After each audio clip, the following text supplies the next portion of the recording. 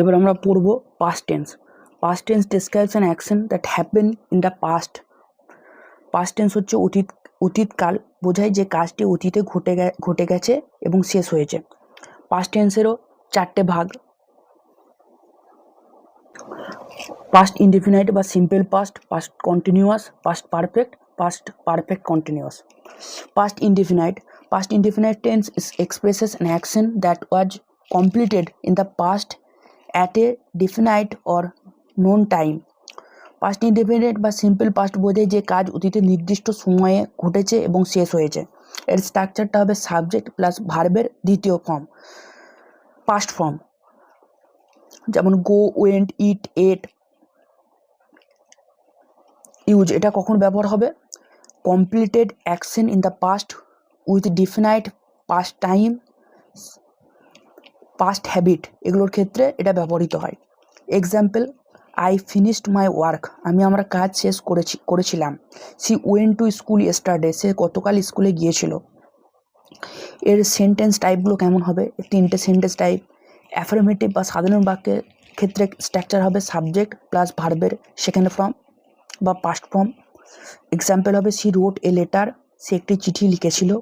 Negative sentence বা নেতিবাচক বাক্যর ক্ষেত্রে হবে structure subject plus did not plus ভার্বের first form, he did not eat, সে খায়নি। ইন্টারোগেটিভ প্রশ্নবোধক বাক্যের ক্ষেত্রে হবে স্ট্রাকচারটা ডিড প্লাস সাবজেক্ট প্লাস ভার্বের first form, did she read, সে কি পড়েছিল, শেষে প্রশ্নবোধক চিহ্ন, জিজ্ঞাসার চিহ্ন। দ্বিতীয়, past continuous. Past continuous tense describes an action that was going on in progresses at a specific time in the past. Past continuous অতীতে ক্রিয়ারত কাল বোঝায় অতীতে কোনো নির্দিষ্ট সময়ে কাজটি চলেছিল। এর স্ট্রাকচার হবে subject plus was were plus ভার্বের সাথে আইএনজি যোগ। ওয়াজ কখন হবে? আই, হি, সি, ইট এগুলোর ক্ষেত্রে। ওয়ার কখন হবে? ইউ, উই, দে এগুলোর ক্ষেত্রে। এটা ইউজ কখন বেশি হয়? Action in progresses in the past, interpreted action, background description এগুলো বোঝানোর ক্ষেত্রে সময়ে পাস্ট কন্টিনিউয়াস টেন্সটা ব্যবহৃত হয়। এক্সাম্পল হচ্ছে আই ওয়াজ রিডিং এ বুক, আমি বই পড়ছিলাম। এর সেন্টেন্সের স্ট্রাকচারের টাইপগুলো কেমন হবে?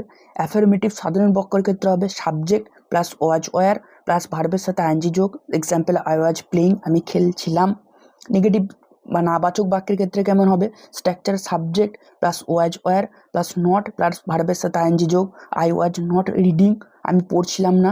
ইন্টারোগেটিভ প্রশ্নবোধক বাক্যের ক্ষেত্রে কেমন হবে? স্ট্রাকচারটা was were plus subject plus ভার্বের সাথে আইএনজি যোগ। ওয়ার ইউ প্লেয়িং, শেষে প্রশ্নবোধক চিহ্ন, তুমি কি খেলছিলে? Past perfect. Past perfect tense describes an action that was completed before another action in the past. Past perfect অতীত সম্পূর্ণ কাল বোঝায় অতীতে একটি কাজ আরেকটি কাজের আগে সম্পূর্ণ হয়েছিল। স্ট্রাকচারটা হবে সাবজেক্ট প্লাস হ্যাড প্লাস ভার্বের পাস্ট পার্টিসিপেল রূপ। ইউজ কখন ইউজ হয়? One action before another in the past, sequence of past events, cause in the past. এর সেন্টেন্স টাইপগুলো কেমন হবে? সেন্টেন্স টাইপগুলো অ্যাফার্মেটিভ সেন্টেন্সের ক্ষেত্রে স্ট্রাকচারটা হবে সাবজেক্ট প্লাস হ্যাড প্লাস ভার্বের থার্ড রূপ মানে পাস্ট পার্টিসিপেল রূপ। এক্সাম্পল হবে I had done my work, আমি আমার কাজ করেছিলাম।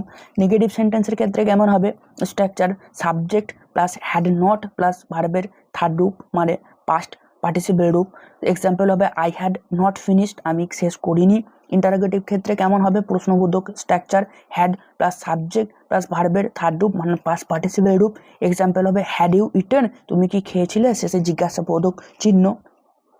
এরপরে past perfect continuous. Past perfect continuous tense describe an action that started in the past and continued for some time before another past action. Past perfect continuous অতীত সম্পূর্ণ ক্রিয়ারত কাল বোঝায় কোনো কাজ অতীতে শুরু হয়ে কিছু সময় ধরে চলেছিল এবং পরে আরেকটি কাজ ঘটেছে। স্ট্রাকচারটা কেমন হবে? Subject plus had been plus ভার্বের সাথে আইএনজি যোগ। ইউজ কখন হয়? Continuous action before another past action, showing duration, cause in the past. Example কেমন হবে? I had been studying for 2 hours before he came, সে আসার আগে আমি 2 ঘন্টা ধরে পড়েছিলাম। এর সেন্টেন্স স্ট্রাকচারটা কেমন হবে? অ্যাফার্মেটিভ সেন্টেন্স বা সাধারণ বাক্যের ক্ষেত্রে স্ট্রাকচার হবে subject plus had been plus ভার্বের সাথে আইএনজি যোগ। Example, I had been reading, আমি পড়ছিলাম। নেগেটিভ সেন্টেন্সের ক্ষেত্রে কেমন হবে structure? Subject plus had not been plus ভার্বের সাথে আইএনজি যোগ, I had not been reading. Interrogative প্রশ্নবোধক বাক্যের ক্ষেত্রে কেমন হবে? Had plus subject plus been plus ভার্বের সাথে আইএনজি যোগ,